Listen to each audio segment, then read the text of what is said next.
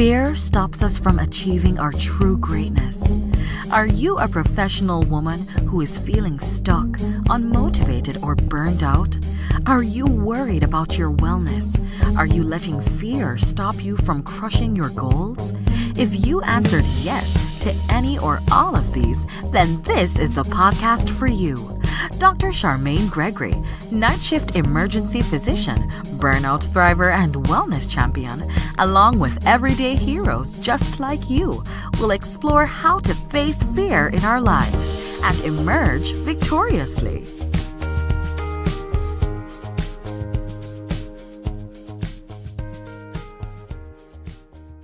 Welcome, Fearless Freedom family. Oh my gosh, we got a treat today. We have the Dr. Alexis McRae with us, and she is a dynamic and awesome. Let me tell you, she is one of the women that are responsible for training me. So that was a big job. So I'm definitely very grateful.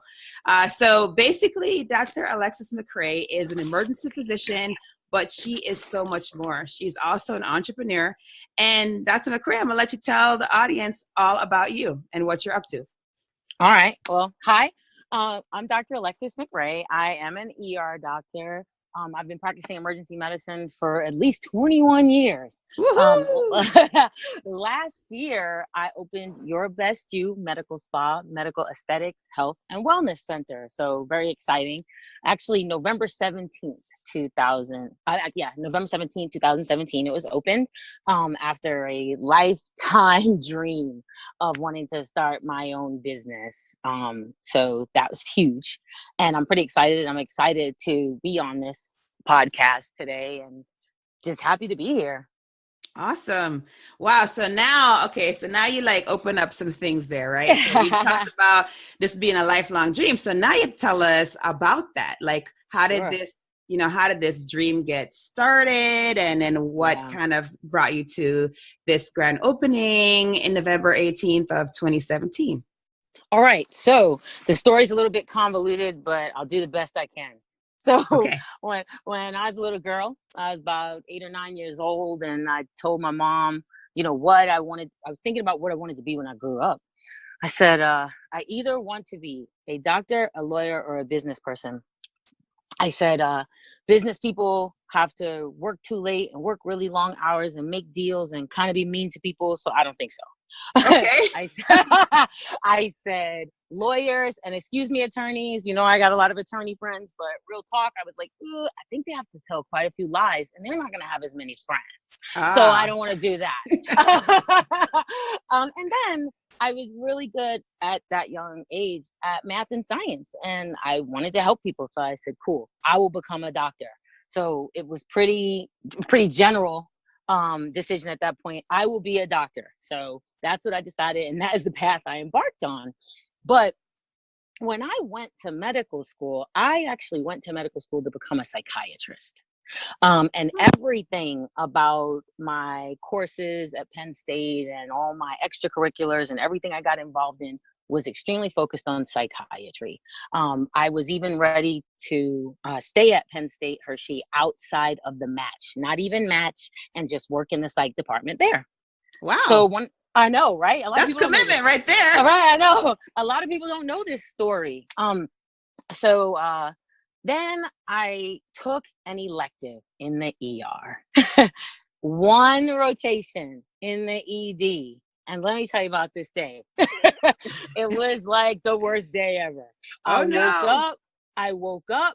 I was nauseated. I was throwing up. I had back pain. Well, it turns out I had a kidney stone. First day of the ER rotation. So I got to see what it was like working there, see what it was like being a patient, and then have the longest day, one of the first longest days of my life. And how about I loved it? I was like, this is it. I had an epiphany. I was one of those people who just saw magic in working in the ED just the first day I was there. So I scrambled and talked to everybody and got all my letters and everything, and then applied for ER residency. So I wound up training at New York Methodist Hospital, which is actually New York Presbyterian now. Okay. And it was my first choice. So I matched at my first choice. It was a That's brand awesome. new. I mean, I know. considering like you like did it last minute. Exactly. It was my first choice. I matched. I didn't have any problem, and I got to go home. I'm from Brooklyn, New York. So I spent the next 3 years in my ED residency in New York, and then when I was finishing up residency, my mom got sick, Okay. and I was waiting. We were waiting for a lot of test results, so I didn't apply for a job, and I waited and I waited, and then finally she was well. So Okay. thank Goodness. God, right? Yes. So I go to work in the ED and I'm checking my mailbox, and these like the ASAP news or emergency medicine news, whatever it was, falls out. On the back cover, there's a full page cover that says Duke is looking for physicians. I never had any intention of teaching. I was always going to go into the community. If you know me, you know the white coat really is if I get cold or I don't want to get my nice clothes dirty. Otherwise, I'm not about the hierarchy, I'm mostly fight the power. So I applied for the job and I got it, which is how we met, right? That is right. That is right. So I practiced in the ED starting at Duke in 2001. I will tell you now that this is when the dream to start my own business began. Okay. I was 6 months into that job when I started feeling like, wait a minute, I love the ED. I love what I do, but I don't love not having control over my own life and my own schedule. I didn't like it. It's not that I'm not a hard worker. I just wanted more control. Mm-hmm. So the seed was planted 6 months in of my first job out of residency. And then by year 4, by 2004, I was actually starting to feel burned out already. Okay. And that continued to fuel. You need to get more control over this situation. Mm-hmm. You need to start deciding what you're going to do next. I wasn't even 10 years out, so it was interesting. And I'll talk till you tell me to shut up. So I'll keep going. No, keep talking. You're good. So then what happened was, I decided to become an independent contractor of emergency medicine. I finished out my tenure at Duke. I signed up with a locums group, and that was my first taste of I am my own boss. Nice. I worked my ass off. I'm sure you did. Locums is no joke. Locums is definitely like you eat what you kill kind of situation. Yes, exactly. And you're essentially a firefighter. You go places that are dangerous and no one wants to be, and that are deserted, and you work 12 and 24-hour shifts. Yeah, they pay you for it, but you work hard. Because I started it so early in my career, it really molded me. It really made me tough. I really learned a lot. And along the way, what I did was I paid attention and I collected pearls from watching other providers that had been in the game 20, 30 years get burnt out. They were fried. They were fried. Yeah. And so it fueled it. I said, no, this is not going to be me. Right. So what I did was I continued to be an independent contractor from 2004 to 2013. In that window, what I did was I started studying different things outside of emergency medicine, dermatology, laser techniques, light-based therapy. And I loved it. I absolutely loved it. It was new, it was fresh, and it was an option for me to build the type of practice that I want to have. So I was able to put together so many things that I had seen, so many situations I had worked in, and I said, wait a minute, maybe I can make this work. Maybe I can build something unique out of it. So that's when I started taking courses in medical aesthetics. And then it was around 2010, I think, that I realized I had the opportunity to get a board certification in it. So then I pushed on and until I was board certified. So I at that point, by 2010, I was really fried because I was now still working in an environment at this point I didn't want to be in. Right. It was at that point my lifelong dream had simply become a means to an end. You Wow. talk, you talk about a Wow. blow. Mm-hmm. You talk about a crushing blow that, and you can't tell anybody that. You can't share that because they don't get it. That's Because true.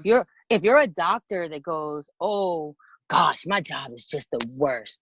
You know how many people say, oh yeah, it must be terrible having that boat in that big old house. First of all, I don't have a boat, okay? And don't have a big old house. And I don't have a big old house. And the little old house that I'm in, because I have a big old student loan, I never get to see. Right. Yeah, the misconceptions are rampant. Yes. And the misconceptions are also rampant within our own community. Oh, I yes, think true. there's so many of us striving to maintain this persona that sometimes we can't talk to each other. So I was starting to feel like I was drowning in that. And so when I started taking my courses in medical aesthetics, I started to meet people from all specialties. And every single person I spoke to was getting fried with what they were doing. Interesting. So we Yeah. were all in the same boat, and it was Mm-hmm. freeing. It was really freeing. And so I just kept working towards it. One of the things that really helped me is it's very similar to you, is I got really, really involved in my group fitness. Yes. Mm-hmm. I Because am you do Zumba, right? What do you do? Yes, I Yeah. am a licensed Zumba instructor. Oh yeah. That's Because like the bomb. That is so cool. I'm gonna tell you, I'm you fangirling know, you right now. come on, I'm fangirling you, Miss Beats Body. But no, and so I realized that the only time I felt truly happy, as corny as it sounds, is when I was dancing. Mm-hmm. I would get to class and I would just be mopey and downtrodden. People were like, oh, Dr. McRae, how was it? I'm like, just don't ask, you know. Oh, But the music would come on and it all washed away. And what I noticed was that happened for everybody in the class, no matter nice. what they did for a living. Mm-hmm. Do you know how many people I took class with and people I taught that did not know and may not know until they hear this podcast that I'm a That you're a physician? doctor? And I love that. No, I I think that's love that. perfect. I do. I love that. I love that. But with that, I really started again, because the whole health and wellness, it goes in cycles, right? So Yes. you're on your A game for like a year, and then you hit a bad patch and carbs are your friend, and you're That's too right. tired to work out, et cetera, et cetera. So as my weight fluctuated, as my energy fluctuated, I was like, something's got to give. I got to do something for me. So while I continued to take my courses in medical aesthetics, I continued to work on me. And part of my commitment to me was, you know what? You're going to become an instructor, because not only are you going to be accountable to yourself, you are going to be accountable to your students, and you are Nice. going to be someone that practices what they preach. Have I fallen off? Heck yeah. This is Oh, you're life. I'm human. human. I'm human. That's I'm right. human. But you just got to get back up when you do. So the combination of studies, being a group fitness instructor, brings us to 2016. In Okay. 2016, I got sick. I got suddenly and rapidly ill. Again, this is going to be something a lot of people don't know, because I'm very private. I'm very gregarious. It always seems like everything's fine. But I actually got so sick that I wound up being out of work for 3 months. Oh my goodness. But yeah, see? And we were probably talking during that time. But and I was Oh my laid up. goodness. Girl, you But cannot be hiding things like that. It's not right. but I'm glad you said that, because right, we another arm of this is our career is such that we have to be strong. We have to Yeah. be so strong, because our job is to heal and help other people and hold other people up. So if there's a chip in our armor, how can, the perception, Right.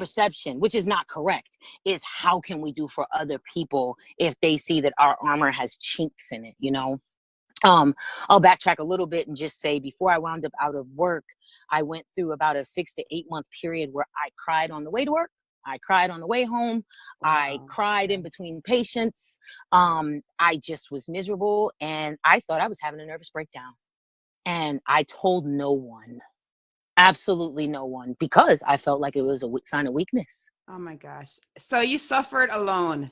See, alone. this is the thing that like kind of, I went through some pretty ridiculous bout with burnout as well. But, the thing about it is like, you really do believe that ridiculous state that you're in is normal. Like you Yes. thinking it's normal to cry in between patients and cry on the way to work. Just Right. like how I thought it was normal to like have a death grip on the steering wheel and have to talk my fingers into unclenching the steering Yes. wheel to get up and get into the hospital. I mean, it is just not Yes. right that we get It's to not fine. you know what I mean? Like that's not normal. Like there's no other place where people can do that. Like people do that. If a pilot is feeling burnt out, guess what? The pilot is going to get help because the Right. pilot realizes that every single time they get in the cockpit, they are responsible for greater than 50 lives. You know what I mean? Yes. Yes. Just How like can us, we? right? I mean, I don't understand how come we're different. Like I don't get it. I talk I about it a lot, and I still don't have an answer. I think my opinion, my observations are such that if you're not born that way, being in this field, specifically a surgical field, you're bred that way. It becomes your environment. It becomes kind of a survival of the fittest. You have to show you're tough. You have to prove your worth. We quite often, just like we are two female providers having this conversation, it is not that often that if you work in the same department, you'll actually be friends because it's a male dominated field. So you feel like there's not enough space for both of you to be awesome. So you bust your tail trying to show that you're the cream of the crop to the detriment of everything else in your life.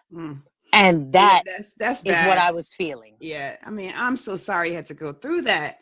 That Yeah. hurts my heart, because it's like, man, because we try, trying now, now the conversation at least is in the fore. I mean, before it was like, when I was going through it, like nobody, I didn't even know what burnout was. Like, I was like, Right. what is that?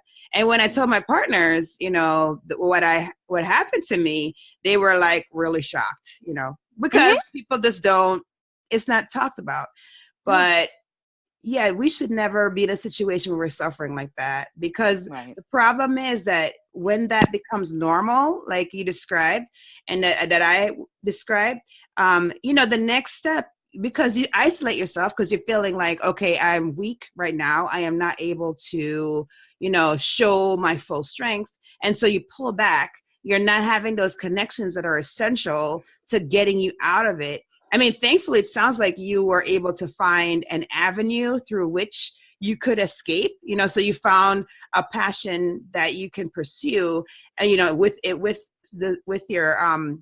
Zumba and with, your pursuit of the aesthetic medicine venture.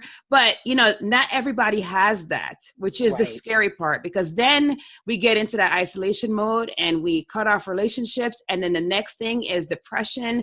And unfortunately, many of us, to the tune of 400 reported per year, are killing themselves, which I think is like ridiculous. It shouldn't be that way. And we see these numbers, they're going up annually. And there was a time when I read the numbers and I read the reports and I thought, oh, I can't see how that would happen. Like, I don't understand. Why didn't they get help? When it was me, I 100% understood how. Yeah, because you cut yourself off to the point where you can't even stand yourself, because on the one hand, you're sad, but on the other hand, you're judging yourself for being sad. Right. I feel like that's the epitome of being between a rock and a hard place. Oh yeah, absolutely. Absolutely. Yeah.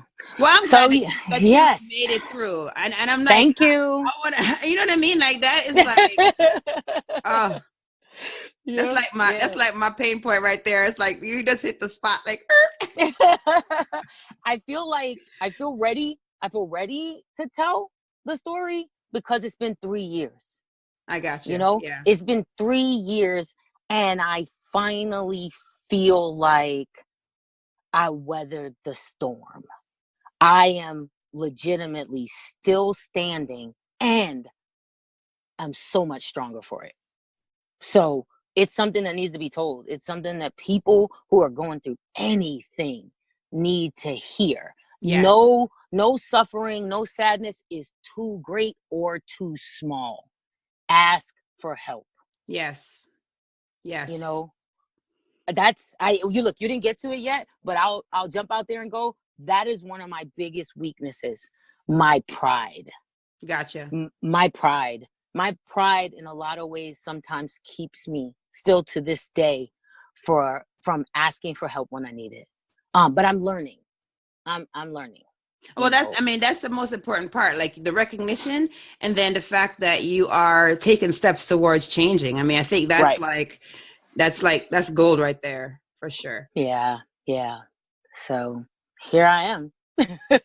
So now, so you had this, you had the nadir where you were in the throes of burnout. Then you had the illness, right? So to the illness. So you had the illness, and now the thing that you were doing and that you were, that called your name and that pulled you in, which is emergency medicine, that thing is taken away from you for 3 months. So Yes. how did that go? Okay. That was the best 3 months of my life. Really? Because I was not, and I had to tease out exactly what I felt. Okay. I was sad. But what I was sad about was I couldn't get up and go and dance. I couldn't get up and go do the things that bring me joy. Going to the ER didn't bring me joy anymore. That 3 months was a vacation from the ER. It was also the moment, though, and I made myself say it out loud, as corny as it sounds. It was in that 3-month block that I made myself say out loud and admit basically to the universe, I'm tired of being in the ER. I don't want to be there anymore. I am leaving and I am not going back. I literally had to hear myself say it, but I also had to follow it with, and that's okay. Yeah. See, that's the thing. I was judging myself about it. I spent more years there probably than I needed to, just judging myself about what it would look like to leave. Mm-hmm. But I finally forgave myself and gave myself permission in those 3 months. And in those 3 months, I had a business plan that was already completed. It was just sitting there. It was just sitting there. And, I wound up in the 3 months that I was out. The reason I was out is I wound up having major surgery. Before I closed my eyes, I said, dear God, if I wake up from this, I'm going to shit or get off the pot. And that's what I did. I started looking for a new job. I put my home on the market. Okay. I started looking for a new home in Charlotte because my market research had determined that was the place for me to go. Okay. And I had a really, really good friend. Our friendship just blossomed incredibly during this period, who came into my home while I was on my sick leave and took orders. And what do you mean took orders? She did everything I needed her to do that I couldn't do. Oh, I got you. Because I wasn't supposed to do any heavy lifting or anything. Gotcha. She helped me pack my house and get it ready to put on the market. My home went on the market like 2 weeks after I went back for my last week of work in the ER. Wow. Yes. So I sold my home, moved into my condo in Charlotte, and started my new life in August of 2016. Wow. Yeah, and I took a year where I did actually 18 months where I did urgent care. I actually, in terms of timing, had given myself 3 years because, we have to give ourselves parameters. Gave myself 3 years. You have to give yourself parameters. It's all fine and dandy to live your dreams, but, within reason and you need a plan. You need a plan. Right. You do not go forth willy-nilly. So that's right. In that and you still gotta make a living, right? Especially when you're branching out on your own. Absolutely. So worked in urgent care. In that time period, I was in the midst of finishing up a deal for practice financing. And then I got the next blow, which was the bank decided, you know what, it's too much of a risk. By the way, I had found a location, and the bank decided it was too much of a risk to invest in my business. and pulled out at the last minute Oh my goodness. to the tune of $350,000. Oh my goodness. Wow. Right. But you know what? I said, okay, well, let me not lie. First, I got in the bathtub and I cried for a really long time. Heck yeah. I would have been screaming, crying, kicking, hitting, all kinds of things. First, I got in the bathtub several nights in a row, cried a lot. I got all distraught. I felt despair. I didn't share it with people. I just kept getting up, going to work every day. And then I had to get up and brush my shoulders off and say, wait a minute, you did not go into this willy-nilly. You worked all those years. You saved. You can do this. It may be just a little bit harder than you planned in the beginning, but you're ready. You're ready. So it's time to go. It's time to pull the trigger. And so in September of 2017, I signed the lease on my location, my first location. Let's put that into the atmosphere. Nice. I love it. Because I'm building an empire plans. Here. That's right. I'm building an empire. And signed the lease in September, opened the doors in November. And wow. Awesome. Come on, y'all. Y'all gotta give her a clap for that. I mean, that is awesome. You know what I mean? That's like, you step out on faith, you just jump and you're like, look, I'm going to gain those wings on the way down. I don't care how it's going to happen, but it's going to happen. Right. I'm not trying to die, so I'm going to fly. That's right. That's pretty much it. That's right. Yep. Awesome. In terms of being an entrepreneur, I guess this is probably the second hardest thing I've ever done. Definitely. It's hard. There's no doubt about it. Right. There's pitfalls every step of the way. You can't plan for everything. Right. But it is the best thing I've ever done. I would not change a thing. I don't intend to turn back or look back. It's amazing. Awesome. So now you have touched on a few things that definitely I know you learned some lessons about facing fear and overcoming and being victorious. So let's just even talk about, so you had that moment when you were just like, look, I'm either going to sink or swim. I'm just going to put it out there. I'm going to make it happen. Talk about kind of that feeling that you had. Like you had to have some fear associated with that decision. Sure. Yeah. Specifically, it was surrounding the loan falling through. Because that is what the practice was going to be built on, those finances. So not that you don't have the ability to obtain money elsewhere, or you might not have money socked away somewhere if you saved well, but that money was like going to be the cushion. It was going to be the thing that made it okay. You know what? That made it safe. It was going to be the thing that made it safe. Yeah. And my safety net just was snatched out from in front of me and from under me. And I felt sick. Literally. I felt nauseated and sweaty. And it happened while I was working a shift at the urgent care.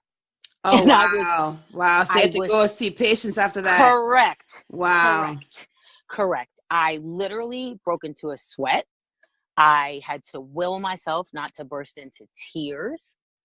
I went outside for a second and I had to shake it off. I had to. I'm not saying it was easy. So I had to shake it off until I finished my shift. And then I went home and I cried in the bathtub. And I had 3 weeks like that. 3 weeks where I cried and prayed and cried and prayed. And this is a story that I told people when I had my grand opening, when they said, we're so proud of you. You know, this is unbelievable. How did you do this? I said, but by the grace of God, because it was not until I gave in and said, you know what? I'm tired of crying. I'm tired of trying to figure this out on my own. I'm tired of trying to do this all on my own. If this is what my prayer that night before I went to bed was, if this is what I'm supposed to have, Lord, then okay, I'm going to just submit to your will. I'll get it when I'm supposed to get it. I'm paraphrasing. But if it's not, please take it off my heart, because I'm suffering and it is killing me. Those were my words. Wow. So it was hard. Yeah. And I want to tell you that the next morning I woke up light. Now, I didn't have a new plan. Let me tell you something. But I felt lighter because I had let it go. And I walked into work. And when I spoke to the medical director about something totally unrelated, I said to him, hey, by the way, what do I have to do to go part-time? Nice. And as I hung up, I was just like, what are you doing? Well, And I said to you're him, setting it in motion. exactly. It was one of those moments where I said, we're not done. I am not 100% sure how it's going to get done, but this is going to get done. So I had to give in to my faith. So whatever you believe in, you've got to give into it, because we do not have all the control. We cannot make sure every peg, fits in every hole. It's just not going to happen. So it was terrifying. And I tell you something, there's still days when I'm terrified. There are many days like that. But the good days, the days when I'm not scared and when things are great and I know that this was a great decision, those days are more, so it's worth it. That's so awesome. Thank you for sharing that. You know what I mean? No problem.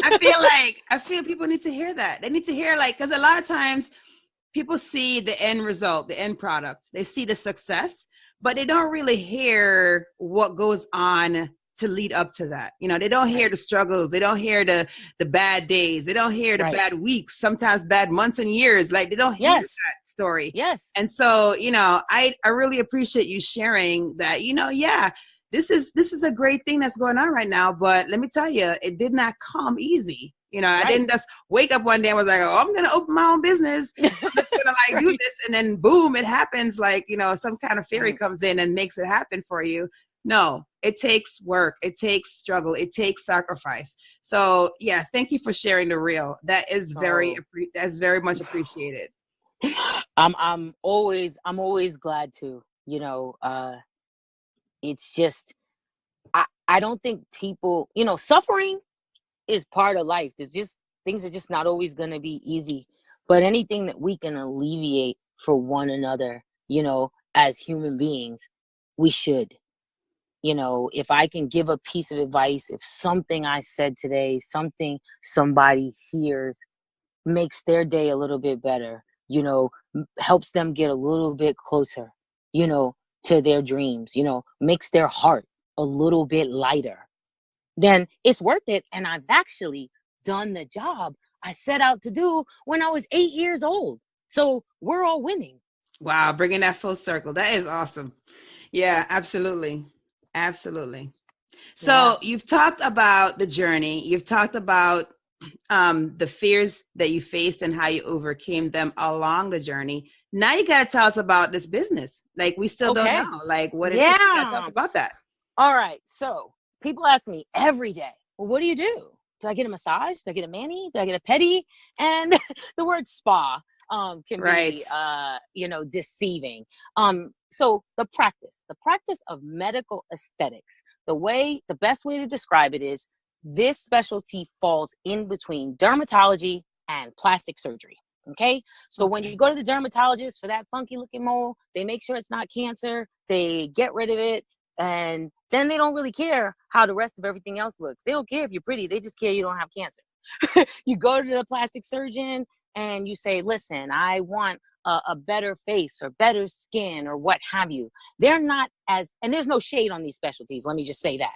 Their goal is to say, okay, yeah, we can nip tuck that, to the tune of whatever it is. Right. But medical aesthetics, I am a physician. So I know if that spot looks funky and needs to get checked out and whether or not it looks like cancer and we need to move forward in that direction. And then once we take care of it, then we will make your skin look shiny and new. If you do not want to go under the knife and have general anesthesia and have a humongous bill, but you just want to be refreshed and be the best version of you, I can do that for you. I can help you get there, which is why I chose the name, Your Best You. My goal is to help each person who comes through that door become the absolute best versions of themselves. So yeah, it starts with skincare, and people do come through the door and go, oh, I want Botox. But again, to bring it back, Yeah. the first thing I put in that office was a couch. You know why? A nice cushy white couch, so people can come in that door and leave everything on the other side of it behind them for that 1 hour consultation, that initial consultation. As soon as they sit on that couch, the cares of the world are gone, and it changes. I hear about husbands, children. I hear about work. It becomes so much more than, oh, I had this spot on my face. Can we fix it? You know, it's about life. It's about living, and how can you get the most out of it?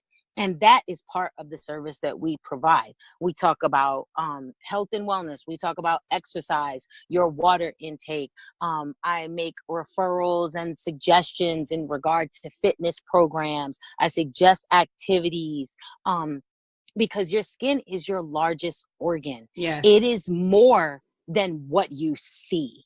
It is there to protect you. And if you don't protect it, it is not going to protect you. What I tell people every day is you need to protect this investment. You cannot come through the door and say to me, oh, I just want to get rid of these lines. I just want all this Botox, but you're not going to protect it.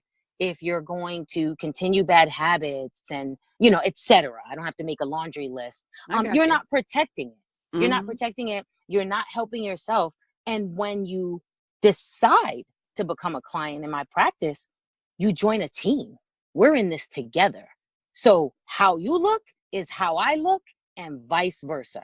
And I make sure people understand that and realize how valuable that is and how much I mean it.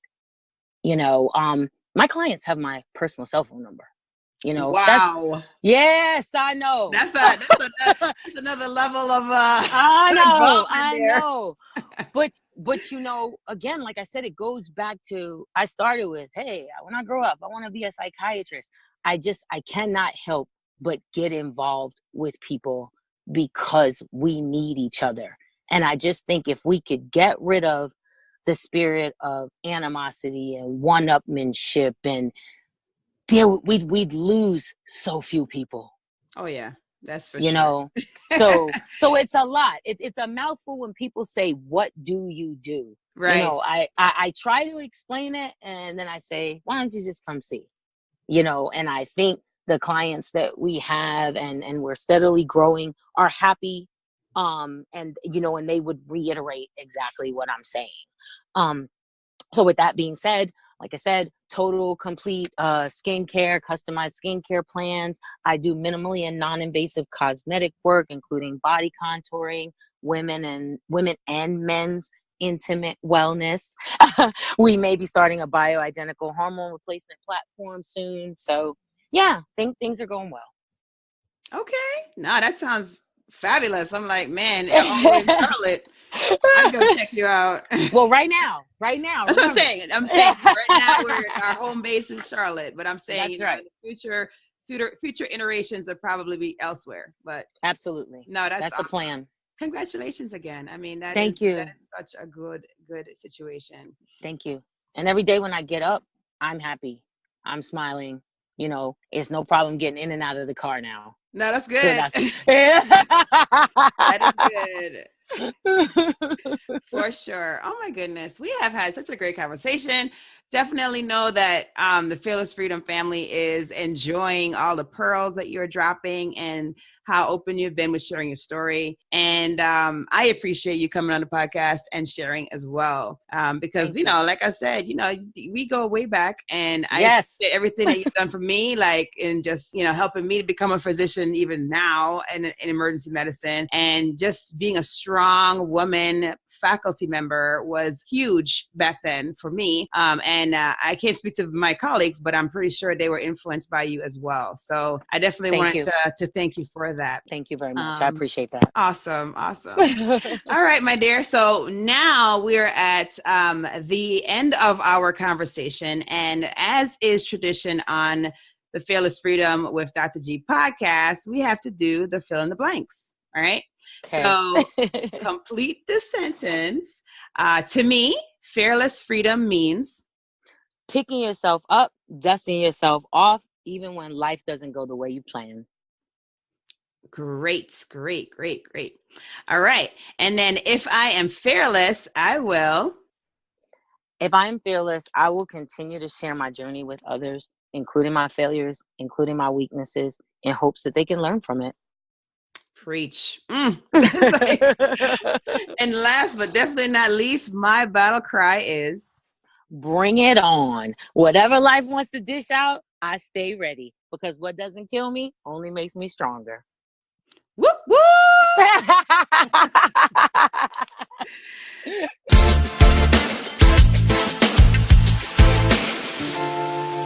Fearless Freedom family, thank you so much for tuning in to this episode of the Fearless Freedom with Dr. G podcast. I appreciate each and every one of you because I know that you could listen to other podcasts, but I feel extremely privileged and honored to have you listening to mine.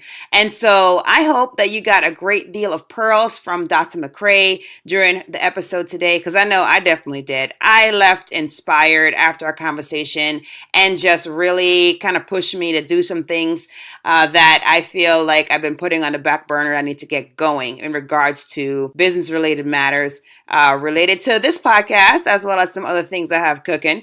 Anyway, I'm super excited that you tuned in. And as a bonus for you for doing so, if you happen to be in the Charlotte area and you happen to find it within your heart to share the podcast, as well as subscribe, leave a 5-star rating if you're on iTunes, then you will definitely get 25% off a service or product at Dr. McRae's Your Best You Medical Spa and Wellness Center. So why not take advantage of this? If you have friends that are in Charlotte, get them listening to the podcast, get them subscribed, get them sharing, and get them out to get their assessment and see how she can help them be their best selves. So thanks again for everything. And I really appreciate you joining me in this journey of facing fear and overcoming and arriving at a victorious point in our lives. So be strong, be brave, and unleash your greatness.